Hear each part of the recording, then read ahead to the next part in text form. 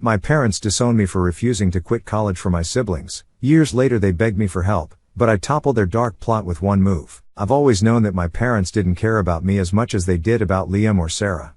It's been that way since we were kids.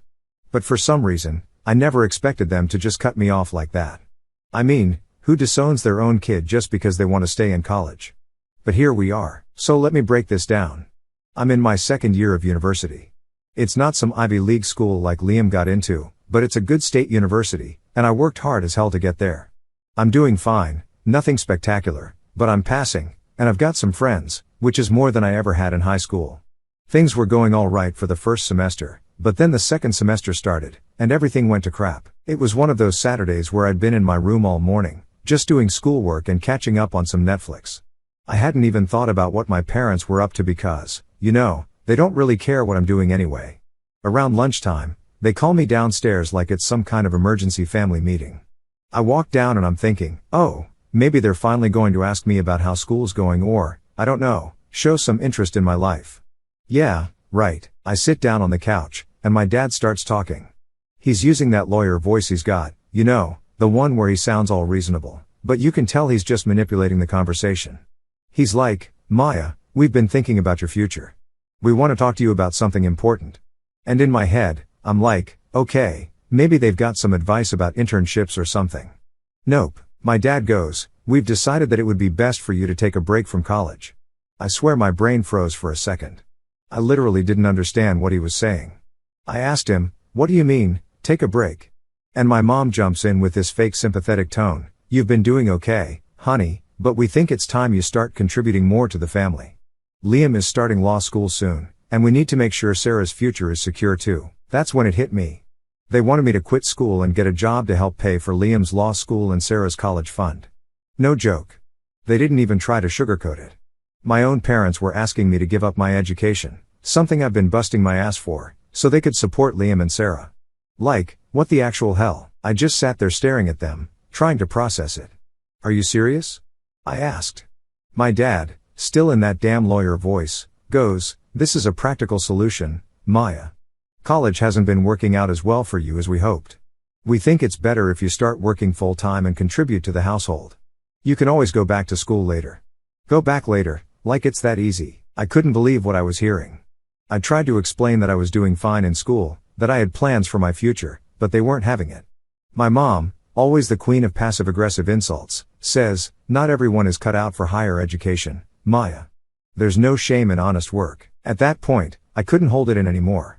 I lost it. So you want me to drop out so you can pay for Liam and Sarah? I asked, my voice cracking. What about my future? Do I not matter at all? And you know what they did? My dad sighed like he was so disappointed in me, and my mom just shook her head. We've given you plenty of chances, Maya, my dad said. You've never been as focused as your siblings. We're just being realistic about where you fit in this family. That hit hard, like, really hard. It wasn't just about the money or school. It was about how they've always seen me, like I'm some sort of afterthought, a backup plan if Liam or Sarah doesn't pan out. And in that moment, I realized that no matter what I did, I was never going to be good enough for them. So I did something I never thought I'd have the guts to do. I stood up, looked them dead in the eyes, and said, I'm not dropping out. If you're done with me, fine. I'll figure it out on my own. The room went dead silent. My mom looked like she'd just seen a ghost, and my dad, well, he just looked pissed. I think they honestly thought I'd cave, that I'd just nod my head and agree to their stupid plan. But not this time. I was done being their backup plan, so after that whole conversation with my parents, I was still pretty much in shock. Like, what just happened? One minute I'm in college, doing fine, and the next I'm being told I'm basically useless and need to quit everything I've been working for to help Liam and Sarah.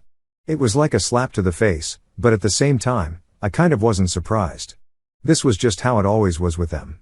Liam and Sarah were the stars, and I was, I don't know, the background character. Anyway, after I told them I wasn't quitting school, things got even weirder. My dad didn't say anything at first, just kind of stared at me like I'd insulted him. Then my mom, of course, started with the tears, classic. She's sitting there crying and saying, we're doing this for you, Maya. We just want what's best for the family. But all I could think was, how is this for me? They wanted to sacrifice my future to make sure Liam and Sarah had theirs set up. I was done.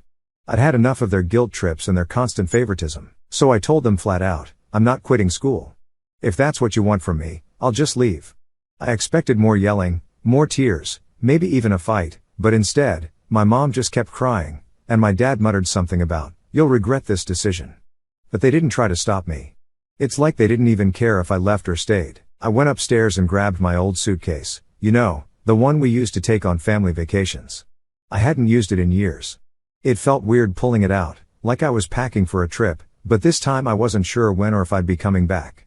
I started throwing clothes in, nothing fancy, just essentials, a few pairs of jeans, some t-shirts, my favorite hoodie. I couldn't even think straight, but I knew I had to get out of there before I lost my nerve. As I was packing, I heard my parents downstairs. My mom was still crying, and my dad was pacing back and forth, talking to her like I wasn't even there. He kept saying things like, she'll come to her senses, and, she's always been difficult. That word, difficult, made my blood boil.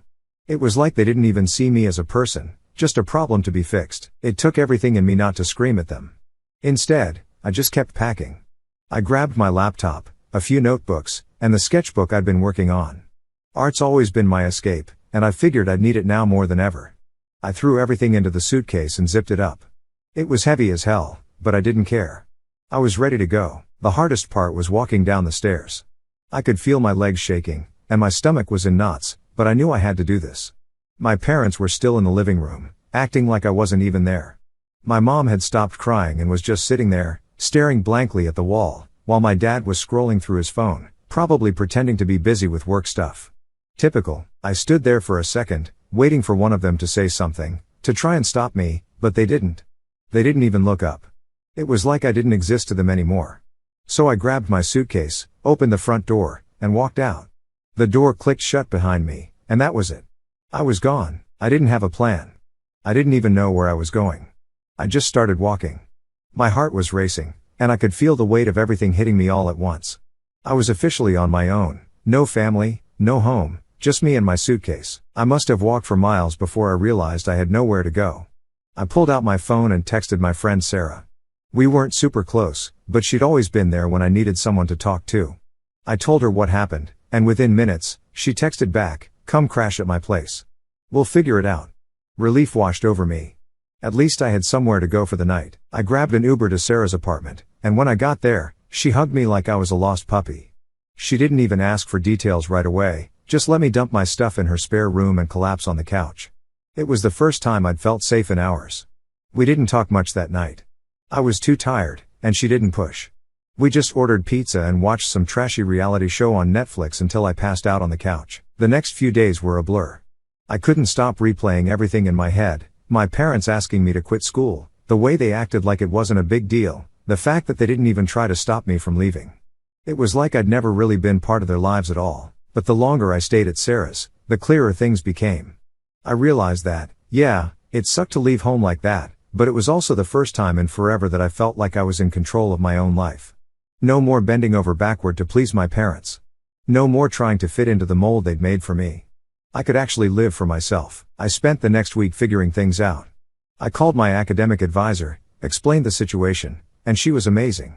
She helped me apply for more financial aid and even got me into on-campus housing. I was going to be okay. It was weirdly freeing to realize that I didn't need my parents' approval anymore. I was doing this on my own. One of the hardest parts, though, was when my parents texted me. It wasn't an apology, not even close. It was more like guilt tripping, saying things like, we hope you're okay, and, you should come home, and we can talk. Yeah, right. They didn't care if I was okay. They just didn't want to look bad in front of the rest of the family. I ignored the texts and focused on getting my life back together. I also reached out to my Aunt Sarah, my mom's sister. She's the black sheep of the family, an artist who never really fit in with my parents' perfect vision of what success looks like. When I told her what happened, she was furious. They did what? She yelled over the phone. She offered to help me out financially until I could get back on my feet and even said I could stay with her during breaks if I needed to.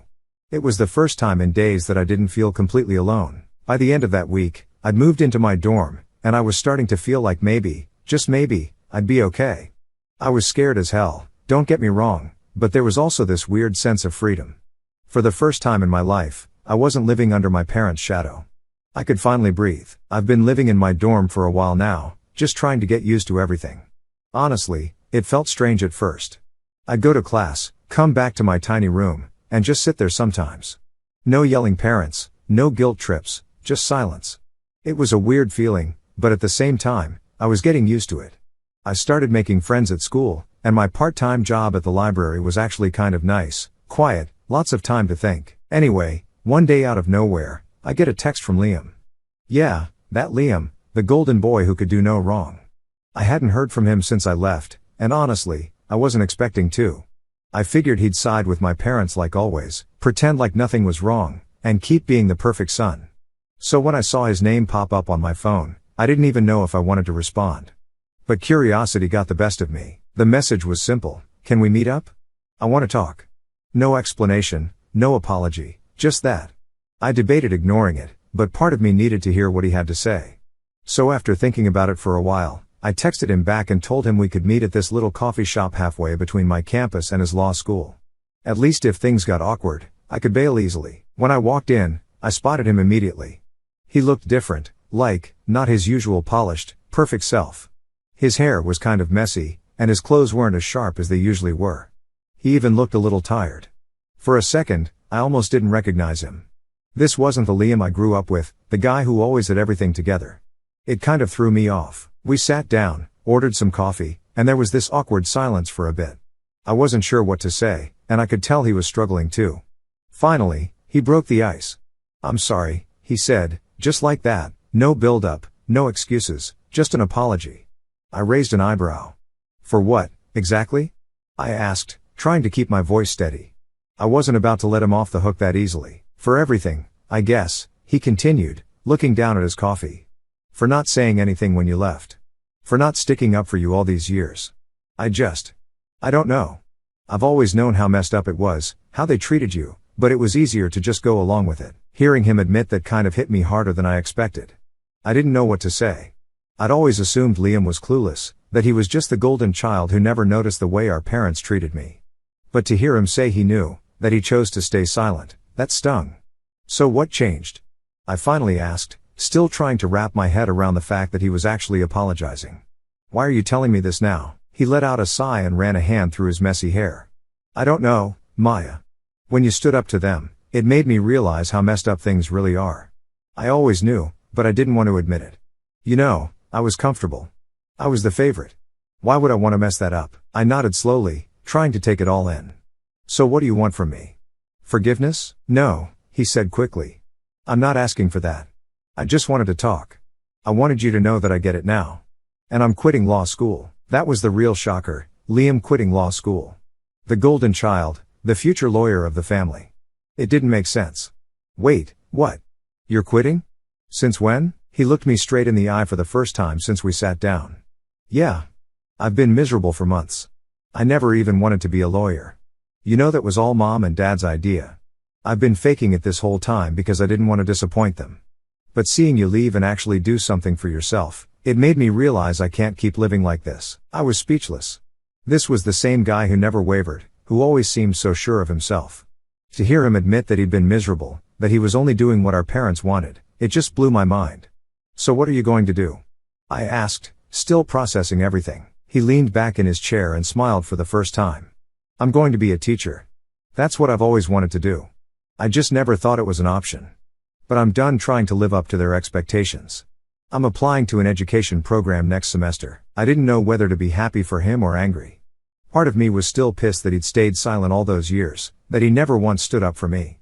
But another part of me was proud of him for finally breaking away from our parents' control. It was a weird mix of emotions, and I wasn't sure how to feel. We sat there for a while, just talking about everything. He told me how hard it had been growing up with all the pressure from our parents, how he always felt like he had to be perfect. He admitted that he envied me for being able to walk away, for not caring about what they thought anymore. That kind of threw me off. I never thought Liam envied me. I always saw him as the one who had it all figured out. For the first time in my life, I felt like I was actually seeing Liam, not the perfect, polished version of him that our parents had created, but the real him. And honestly, he seemed just as lost as I was, maybe even more. As we wrapped up our conversation, Liam hesitated for a second before asking, "Do you think we could hang out more? I mean, I know I wasn't really there for you before, but I'd like to try, you know, make things right. I didn't answer right away. It wasn't something I could just say yes to without thinking. But after everything he told me, after seeing this side of him I never knew existed, I figured maybe it was worth giving it a shot. Yeah, I said finally. I think we can try. He smiled, and for the first time in years, it felt like we were actually on the same page. It wasn't perfect, and I still had a lot of anger and resentment to work through, but it was a start. As I walked back to my dorm that day, I couldn't help but feel a weird mix of emotions. I was still pissed at my parents, still trying to figure out what my next steps were, but at least I wasn't alone in it anymore. For once, Liam and I were in the same boat, both trying to figure out who we were outside of our parents' expectations. It wasn't the resolution I expected, but it was something, and for now, that was enough. So after that whole coffee meetup with Liam, I was feeling pretty weird about everything. I mean, on one hand, I was kind of glad he finally got what I've been going through, but on the other hand, I was still pissed at him for staying quiet all those years. And then there was the fact that I hadn't heard from my parents since I left. Nothing.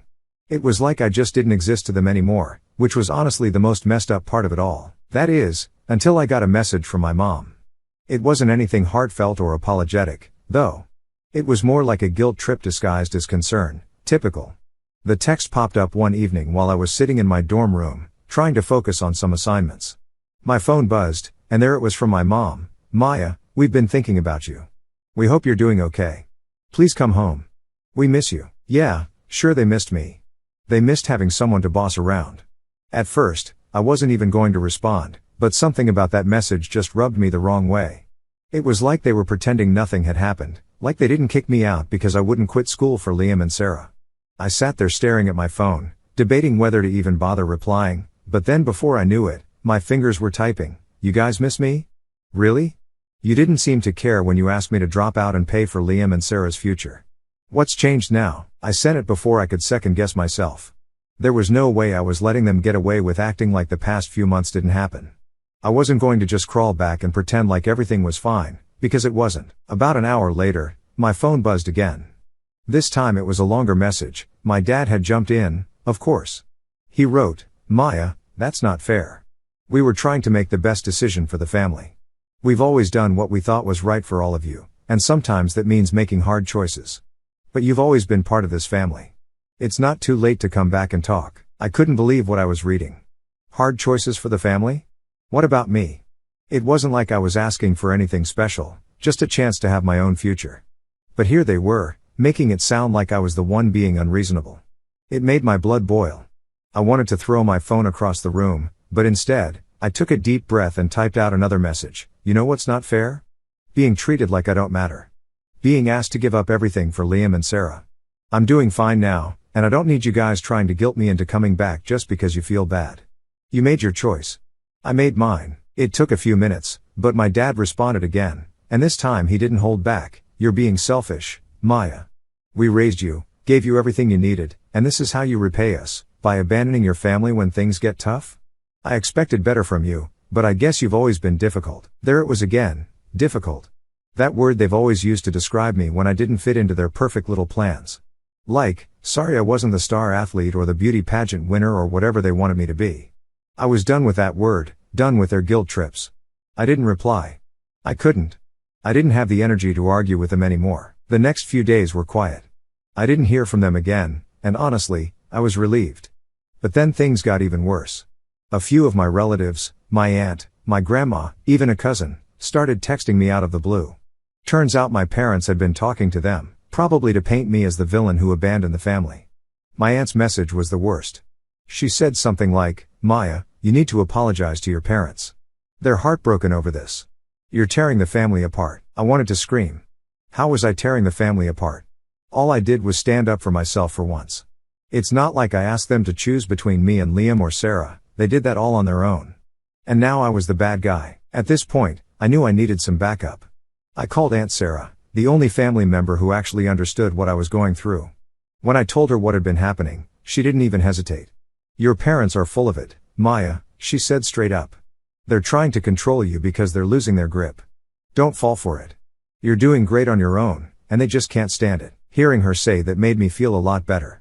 It was like I finally had permission to not care what my parents thought anymore. Aunt Sarah had always been the one to go against the grain in our family. She never followed the rules, never tried to fit into the mold, and she was doing just fine.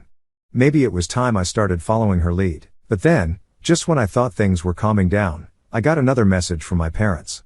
This one was different, though. It wasn't just a guilt trip. My mom said they were selling the house. We've decided to downsize. The house is too big for just the two of us now that Liam is away at law school and Sarah's getting ready for college. We hope you understand. I stared at the message in shock. The house I grew up in, the place that had been my home, even if it never really felt like it, was being sold. They didn't even give me a heads up, didn't ask if I wanted to come get my stuff or anything. It was like they were wiping me out of their lives one step at a time. I didn't reply. What was I supposed to say? Oh, cool, thanks for selling my childhood out from under me? Yeah, no thanks. I wasn't going to give them the satisfaction of knowing it hurt me. But it did, a lot. My parents were moving into some smaller place in a nicer neighborhood, apparently. It was like they were setting up this whole new life without me, and I was just supposed to be okay with it. But honestly, as hard as it was, I think it was the final push I needed to really let go. The house, the family, the whole messed up dynamic, it was all behind me now. They'd made their choice, and I'd made mine. There was no going back. By the end of that week, I blocked their numbers. I didn't want to hear from them anymore. I didn't need their guilt trips or their constant reminders that I was never going to be good enough for them. For the first time in my life, I was truly free. It was scary as hell, but it also felt kind of amazing. After I blocked my parents' numbers, things got kind of quiet for the first time in what felt like forever. There was no constant barrage of guilt trips or messages from relatives trying to talk some sense into me. It was just peaceful. At first, I didn't know what to do with that quiet. It felt weird, like something was missing. I guess I'd gotten so used to the chaos that being on my own, really on my own, was a whole new world. Life started to settle into a rhythm after that. My classes were going well, and I'd gotten the hang of balancing work and school. The library job turned out to be a lifesaver, not just for the paycheck, but for the quiet space to clear my head. I wasn't constantly stressed about what my parents thought of me or trying to live up to their expectations.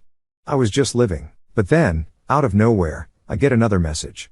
This time it wasn't from my parents or some random relative, it was from Sarah.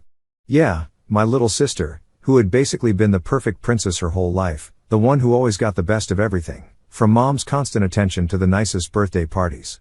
We hadn't really talked since I left, so seeing her name pop up on my phone was a surprise. Her message was simple: "Hey, can we talk?" I wasn't sure what to make of it. I mean, Sarah had never been mean to me or anything, but she never really stuck up for me either. She was just kind of there, doing her own thing, living in her bubble. So why now? Why did she suddenly want to talk? I debated ignoring it, but after staring at the message for a few minutes, I decided to reply, "Sure, what's up?" We ended up setting a time to talk later that night. I wasn't sure what to expect, and to be honest, I was kind of nervous. What if she was just calling to guilt me too? Or worse, what if she was mad at me for leaving? When I picked up the phone, Sarah's voice was quiet, not the bubbly, happy tone I was used to hearing from her. She sounded different right off the bat. She apologized. "I'm sorry, Maya," she said. "I didn't really get it before, about you, about what you've been dealing with. That threw me off." I wasn't expecting her to say something like that. "What do you mean?" I asked, trying to keep my guard up just in case. Sarah sighed, and I could hear her shifting around on the other end of the phone, like she was struggling to find the right words. "Mom and Dad have been talking a lot about you since you left," she explained. "But I've been thinking about everything too, and I realize they've been kind of awful to you. Or like, I always knew things were different for you, but I didn't really see it, you know?" I didn't know what to say. Part of me wanted to be mad at her for not realizing it sooner, but another part of me just felt sad that she was only just now seeing how messed up things had been. "Yeah, it's been pretty rough," I finally said, trying to keep my voice calm. Sarah kept talking, and for the first time, she opened up about her own struggles. She talked about the pressure Mom put on her to always be perfect, how every little thing she did had to be the best or it wasn't good enough. It was like she was trapped in this constant competition, always trying to live up to Mom's impossible standards. It wasn't the same as what I'd gone through, but I could tell it was weighing on her in a way I hadn't seen before. "I've been so scared of disappointing them," Sarah admitted. "Like, if I mess up even once, it'll all fall apart. But seeing you leave and stand up for yourself, it made me realize I don't want to live like that either. I don't want to be perfect all the time." I wasn't sure how to feel. On one hand, I was glad Sarah was finally starting to see things clearly. On the other, I was still carrying a lot of anger and hurt from how I'd been treated for so long. But I couldn't just push her away. She was reaching out in a way that felt real, and I knew how hard it was to break away from the pressure our parents put on us. I get it, I told her. It's tough to stand up to them, but you've got to do what's right for you. You can't keep living for them. We talked for a long time that night, and by the end of it, something had shifted between us. It wasn't perfect, and I still had my guard up, but for the first time, I felt like I had a real connection with Sarah. Not the picture-perfect sister she always tried to be, but the real Sarah, the one who was struggling just like I had been. After that conversation, things started to change even more. Sarah and I kept in touch, talking every few days, just checking in on each other. She was still figuring things out, but I could tell she was trying to take control of her own life, not just live the one our parents wanted for her. And in a weird way, I felt proud of her. She was starting to stand up for herself, and that took guts. Meanwhile, I was finally feeling like I was building a life that was mine. I joined a student group for people with toxic family backgrounds, and it was nice to have people to talk to who understood what I was going through. I wasn't the only one dealing with messed up family dynamics, and that made me feel less alone. One day, out of the blue, I got an email from the University Counseling Center. They'd heard about the support group I was part of and wanted me to help develop a peer support program for other students dealing with similar issues. It was a paid position, and it felt like everything I'd been through was finally being put to good use. I could actually help other people who were struggling, and that felt huge. I started working on ideas for the program, drawing from my own experiences and the stories I'd heard from others in the group. It was like all the crap I dealt with, my parents, the guilt trips, the pressure, was finally turning into something positive, something that could actually make a difference. And as I sat there sketching out plans for the program, I realized something. I didn't need my parents' approval anymore. I didn't need them to see me, to validate me, or to tell me I was doing a good job. I had built my own life, and for the first time, I felt like I was in control of it. Sure, there were still tough days, days where I missed the idea of having a normal family, where I wished things could have been different. But I was okay with that.